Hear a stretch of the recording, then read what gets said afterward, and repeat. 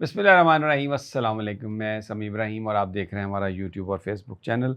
आज खान साहब से हुई है मुलाकात। अडयाला जेल में 190 मिलियन पाउंड केस की आज समाअत थी। तो बारिश भी बहुत थी, पानी भी बहुत था, लेकिन खान साहब हशाश बशाश से बड़े ज़बरदस्त, बिल्कुल ब्लू उन्होंने शर्ट पहनी हुई थी। और वो तो मैं आपको हमेशा ही कहता हूँ कि हम जब भी जाते हैं तो अब तो बस पटीट होते जा रहे हैं। और वेरी हैंडसम माशाल्लाह, बड़ा ज़बरदस्त। और वो जो फूड पॉइज़निंग थी उसके असरात भी चेहरे पे नज़र नहीं आ रहे थे। He was well. उन्होंने बड़ी खुलकर बात की। डीजीआईएसपीआर की प्रेस कॉन्फ्रेंस का भरपूर जवाब दिया। सवाबी के जलसे पर उन्होंने बात की। अगला जो लाहेअमल हो सकता है उस पर बात की। वो मैं आपको सारी तफ़सील से बताता हूँ, लेकिन आज थोड़ा-सा वहाँ पर अडयाला जेल के गेट पर नईम हैदर पंचोता और खुर्रम मलिक साहब, उनके साथ कुछ हुआ मामला और अंदर इमरान खान साहब ने ये पॉइंट रेज़ किया कि मेरे वकला 1 घंटे से बाहर बैठे हैं और उनको अंदर नहीं आने दिया जा रहा और आपको यहाँ बताया जा रहा है कि मेरे वकला लेट हैं। तो ये इस हवाले से उन्होंने इमरान खान साहब ने जज साहब को बताया। फिर मीडिया को आज पीछे बिठा दिया गया था फिर दोबारा। तो जज साहब इमरान खान साहब जब आए तो उनसे कहा कि आवाज़ नहीं हमें आ रही। तो उन्होंने जाके कहा, तो जज साहब वाज़ वेरी काइंड। आज राना साहब, उन्होंने कहा कि मीडिया आगे आ जाए। तो ये मैंने कहा कि आपको ये मैं बता दूँ जो चीज़ें आज हुई। लेकिन आज जो इमरान खान साहब ने आके गुफ्तगू की उसमें जो सबसे इम्पोर्टेंट बात जो मुझे लगी वो मैं आपको बताता हूँ। पहले कि उन्होंने कहा कि मैं अब ये कौम को हम ये अपील कर रहे हैं कि 13 अगस्त की रात, 14 अगस्त को यौम आज़ादी है, तो पूरी कौम जो है वो पूरे पाकिस्तान में पीटीआई और पाकिस्तान के झंडे पकड़ के निकलें और हकीकी आज़ादी के लिए बाहर निकलें। और ये अब उस स्ट्रगल का आगाज़ हो रहा है। ये एक स्ट्रगल तो जारी है, लेकिन अब हम उस तरफ जा रहे हैं जहाँ हमें नतायज चाहिए। और मैं ये इस मुल्क के हालात बहुत ख़राब होते जा रहे हैं। बहुत ज़रूरी है कि अब हम हकीकी आज़ादी की जो स्ट्रगल है उसको थोड़ा तेज़ करें। तो 13 अगस्त की रात हर पाकिस्तानी बच्चा, औरत, मर्द, जवान, बूढ़ा पीटीआई और पाकिस्तान का झंडा पकड़ के हकीकी आज़ादी के लिए बाहर निकले, सड़कों पर आए और बताए कि हम इस मुल्क में अब तब्दीली और आज़ादी, हकीकी आज़ादी चाहते हैं। डीजीआईएसपीआर, अच्छा, सवाबी के जलसे पर उन्होंने मुबारकबाद दी। उन्होंने कहा कि बहुत बड़ा जलसा हुआ सवाबी का और इससे ये साबित हो गया कि पीटीआई का ग्राफ जो है वो दिन ब दिन ऊपर जा रहा है। और फिर उन्होंने साथ में एक बात कही कि इज़्ज़त और ज़िल्लत जो है वो अपने अमाल से मिलती है, अल्लाह ताला के हाथ में है सब कुछ। तो पीटीआई का ग्राफ ऊपर जा रहा है क्योंकि पीटीआई हक सच की बात कर रही है। तो पीटीआई का ग्राफ ऊपर जा रहा है, जबकि दूसरी जानिब जो हमारी जो सिक्योरिटी फोर्सेस हैं उनके ऊपर तनकीद में इजाफ़ा होता जा रहा है, क्योंकि वो जो कुछ कर रही हैं वो शायद पाकिस्तान के अवाम के मफाद में नहीं है और वो उनका जो ज़रिया, जो तरीका है वो जस्टिस पर मबनी नहीं है। डीजीआईएसपीआर की प्रेस कॉन्फ्रेंस पर उन्होंने जवाबात दिए। उन्होंने कहा, जी, डीजीआईएसपीआर ने ये कहा है अपनी प्रेस कॉन्फ्रेंस में कि तहरीक-ए-इंसाफ 9 मई पर माफ़ी मांगे। तो मैं उनसे ये कहता हूँ कि 9 मई पर हम नहीं, आप मुझसे माफ़ी मांगें, आप हमसे माफ़ी मांगें। इसलिए कि मुझे 9 मई को वर्दी में रेंजर्स ने हाई कोर्ट की प्रेमिसेस से अगवा किया, जिसको सुप्रीम कोर्ट ऑफ पाकिस्तान ने गैर कानूनी करार दिया। मुझे भी डंडे मारे गए, मेरे वकला को भी डंडे मारे गए, हमारे वर्कर्स को मारा गया, पीटा गया और मेरे पास सबूत है कि उससे पहले हमें कत्ल करने की साजिश तैयार थी। तो हम तो ये डिमांड करते हैं कि डीजीआईएसपीआर हमसे माफ़ी मांगे। और क्या मेरा ये सवाल है कि क्या इज़्ज़त सिर्फ़ फ़ौज की है? क्या इज़्ज़त सिर्फ़ डीजीआईएसपीआर की है? मैं पाकिस्तान का मुंतखब वज़ीर-ए-आज़म रहा और मैं पाकिस्तान की सबसे बड़ी जो खैराती इदारा है उसको मैं चला रहा हूँ और मैं पूरी ज़िंदगी पाकिस्तान के लिए वक्फ़ की। हमने इतने अवार्ड्स पाकिस्तान के लिए जीते, तो क्या हमारी इज़्ज़त नहीं है? क्या इज़्ज़त सिर्फ़ इनकी है? बिल्कुल ऐसा नहीं होगा। फिर एक उनसे ये सवाल हुआ कि डीजीआईएसपीआर ने तो कहा कि हम कोई मुज़ाकरात नहीं करेंगे। तो उन्होंने कहा कि अगर उन्हें मुज़ाकरात नहीं करने तो ना करें, हमें कोई शौक़ नहीं है। मैं तो पाकिस्तान के मफाद के लिए बात कर रहा था। पाकिस्तान की सिचुएशन रोज़ बरोज़ गिरती जा रही है और ये जो हर आने वाला दिन पाकिस्तान को तबाही की तरफ ले जा रहा है। लेकिन बड़े अफ़सोस की बात है, उन्होंने कहा बांग्लादेश को देखें। बांग्लादेश में फ़ौज ने अपने लोगों पर गोली चलाने से इनकार कर दिया। बांग्लादेश में फ़ौज अपने लोगों के साथ खड़ी हो गई। इधर हमारे यहाँ क्या हो रहा है?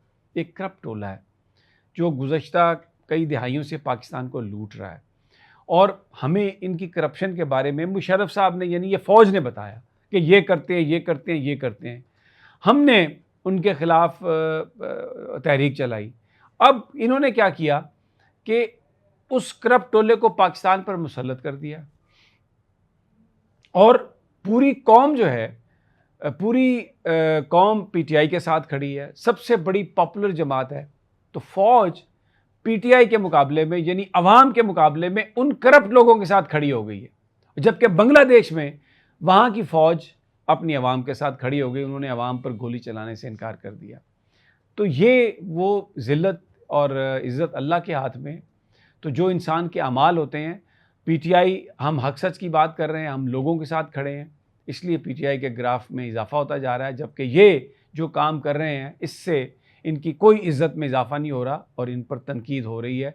और इनको, ये हमारी फ़ौज है, हमने इसको बचाना है, ये हमारा इदारा है। लेकिन इस वक्त जो ये कर रहे हैं, ये ना इनके मफाद में है, ना ये पाकिस्तान के मफाद में है। उनसे सवाल ये हुआ कि जमात इस्लामी ने कहा कि हम ग्रैंड अलायंस जो पीटीआई करना अगर चाह रही है तो उसमें हम शरीक नहीं होंगे, क्योंकि इन्होंने भी आईपीपी से मुज़ाहरे किए, मुआहदे किए, और आपने कहा था पीटीआई के जाएगी उनके धरने में, तो 2 सिर्फ लीडर गए हैं, और वहाँ पर 20 मिनट के बाद पता चला कि पुलिस आ रही है, तो वो भी मोटरसाइकिल पर भाग गए। तो इस पर बेसाख्ता इमरान खान साहब की जो है ना, वो हमने देखा कि उनकी हंसी निकली और वो हंस पड़े। तो वो, क्योंकि शुएब शाहीन और कोई दूसरे एक साहब थे जो भागे, तो उन्होंने कहा अच्छा वो तो भी बड़े स्मार्ट हैं जो अपने आप को बचा के निकल गए। लेकिन उन्होंने कहा कि देखें, बात यह है कि जमात इस्लामी एक आज़ाद सियासी जमात है, उनका एक अपना एजेंडा है। हम तो ये समझते हैं कि कोई भी अवामी मसाइल पर बात करे, महंगाई पर बात करे, तो हम उसका साथ देंगे। इसीलिए हमने जमात इस्लामी का साथ दिया, और हमें इस बात से, वो उनका एक अपना एजेंडा है, वो अपनी उनकी एक बात है। उन्होंने कहा कि सवाल हुआ कि जी आपने, उन्होंने कहा कि मैंने हमेशा पुरअमन एहतजाज की कॉल दी है, और 9 मई जिसके बारे में कहा जाता है कि हम माफ़ी मांगे, एक पुरअमन एहतजाज था। मुझे रेंजर्स ने पकड़ा, तो हमने ये तय कर लिया था कि हम अब जो एहतजाज होगा वो उन्हीं लोगों के सामने करेंगे जो ऐसे काम कर रहे हैं जिसकी वजह से हम एहतजाज कर रहे हैं। तो हमें रेंजर्स ने उठाया, तो कैंटोनमेंट का एरिया या दूसरे एरियाज़ मुझे बताएं कहाँ पर आईने पाकिस्तान में लिखा हुआ है, कानून में लिखा हुआ है कि आप कैंटोनमेंट में एहतजाज नहीं कर सकते, आप किसी के सामने एहतजाज नहीं कर सकते। तो हमने तो पुरअमन एहतजाज की कॉल दी थी। तो उस पर एक सवाल किया सहाफ़ी ने कि जनाब आपने एहतजाज पुरअमन का के लिए कहा, लेकिन वहाँ पर तो फसाद हो गया, वहाँ पर तो सब कुछ हो गया। तो उन्होंने कहा कि मैंने 9 मई की कॉल नहीं दी थी, मैं तो गिरफ़्तार था। ये इससे पहले हमारी ये बातें होती थी, लेकिन मैंने को 9 मई की कॉल नहीं दी। तो ये मैं इसीलिए कहता हूँ कि आप सीसीटीवी फुटेज निकालें, आप लोगों को पिन पॉइंट करें। मैं ये कहता हूँ कि हमारे लोगों ने बलवे नहीं किए, ये एक साजिश के तहत लोग शामिल किए गए। उन्होंने मिसाल दे के कहा, मसलन मियाँ वाली है, वहाँ पर जो जहाज़ है सेबर, वो एक स्पेशल फाइबर का बना हुआ है, तीली से, आम आग से उसको आग लगती नहीं। तो ज़रा ये पता लगाएं फुटेज चला के कि कौन बंदा वहाँ पर वो स्पेशल केमिकल लेके आया है जिससे वहाँ पर आग लगी है। तो डॉक्टर यास्मीन राशिद फुटेजेस पे देखें, वो बार बार कह रही हैं कि बाहर आ जाएं, बाहर आ जाएं, बाहर आ जाएं, अंदर ना जाएं। तो क्या वो वहाँ पर अंदर जाने के लिए गई थी? हरगिज़ नहीं।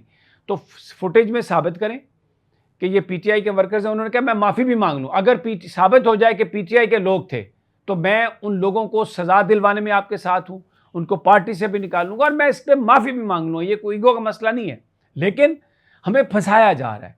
मैं पहले दिन से ये बात कर रहा हूँ कि ट्रंप का फिर उन्होंने हवाला दिया कि वहाँ पर फुटेज के ज़रिए उन्होंने बंदों को पकड़ा और उनको सज़ा दी। फिर उन्होंने ये कहा कि सोशल मीडिया जो है ये एक डेमोक्रेटिक मीडिया है, ये आवाम की आवाज़ है, और ये मैं फिर कहता हूँ, ये फ़ौज हमारी फ़ौज है। अपने अमाल को देखें, अपने कामों को देखें, जो कुछ वो कर रहे हैं उससे कोई उनकी इज़्ज़त में इजाफ़ा नहीं हो रहा, और ये एक बड़ा इसका जो अंजाम है वो बहुत बुरा होगा। और फिर उन्होंने दोबारा ये बात कही, हाँ, उनसे कहा गया कि आप तो हीरो बना रहे थे शेख मुजीब को, तो अभी तो वहाँ पर लोगों ने शेख मुजीब के मुजस्मे तोड़ दिए। तो उन्होंने कहा मैं कहाँ हीरो बना रहा था, मैंने जो बात कही कि शेख मुजीबुर रहमान क्या कह रहा था या उसकी उस वक्त क्या सिचुएशन थी, ये हमीदुर रहमान कमीशन रिपोर्ट में है, जिसको चीफ जस्टिस ऑफ पाकिस्तान ने 2 सीनियर हाई कोर्ट्स के चीफ जस्टिस के साथ मिलकर लिखा। वो जो कुछ भी हमने कहा वो उसकी फाइंडिंग हमीदुर रहमान कमीशन की रिपोर्ट में है, जो हुकूमत पाकिस्तान का डॉक्यूमेंट है। तो हम पर ये इल्ज़ाम लगाना या हम पर ये बात करना, ये मुझे इसकी तुक जो है समझ नहीं आती। तो फ़ौज, फिर उन्होंने कहा कि देखें मैं ये जो बात करता हूँ कि फ़ौज से बात नहीं करेंगे, ये फार्म 47 वाले जो हैं, अगर इनसे हम बात करें तो इससे तो इनकी हुकूमत चली जाएगी, तो ये क्यों हमसे बात करेंगे और क्या हम इनसे बात करें। और ट्रिब्यूनल्स ने काम शुरू करना था, 6 महीने में उन्होंने केसेस का फ़ैसला करना था, अभी उन्होंने काम ही शुरू नहीं किया। और काज़ी फ़ाइज़ ईसा, उन्होंने कहा काज़ी फ़ाइज़ ईसा जो है उसने वही काम किया है जो मगरब ने और अमेरिका ने फ़लस्तीनियों के साथ किया है, क्योंकि अमेरिका ने और मगरबी ममालिक ने इसराइल को इजाज़त दी कि वो फ़लस्तीनियों को क्रश करे और वो खामोशी से देखते रहे। इसी तरह काज़ी फ़ाइज़ ईसा ने ये इजाज़त दी इलेक्शन कमीशन ऑफ पाकिस्तान को, केयर टेकर्स को और ये सारी जो एजेंसीज़ हैं उनको, कि वो तहरीक इंसाफ पर को क्रश करें, उनके लोगों को पकड़ें, वर्कर्स को पकड़ें, इनके उम्मीदवारों को इलेक्शन कैंपेन ना करने दें। और हमसे बल्ला भी निशान ले लिया। तो फैसिलिटेटर है जो काज़ी फ़ाइज़ ईसा है इस सारे प्रोसेस में, और ये तारीख़ जो है ये कभी इनको माफ़ नहीं करेगी। तो जनाब ये वहाँ पर आज सूरत हाल थी। तो बहरहाल 13 अगस्त हर आदमी, हर औरत, हर बच्चा, हर एडल्ट झंडा लेके पीटीआई का और पाकिस्तान का बाहर निकले लेकर हकीकी आज़ादी के लिए। ये इमरान खान का मैसेज। अल्लाह निगहबान।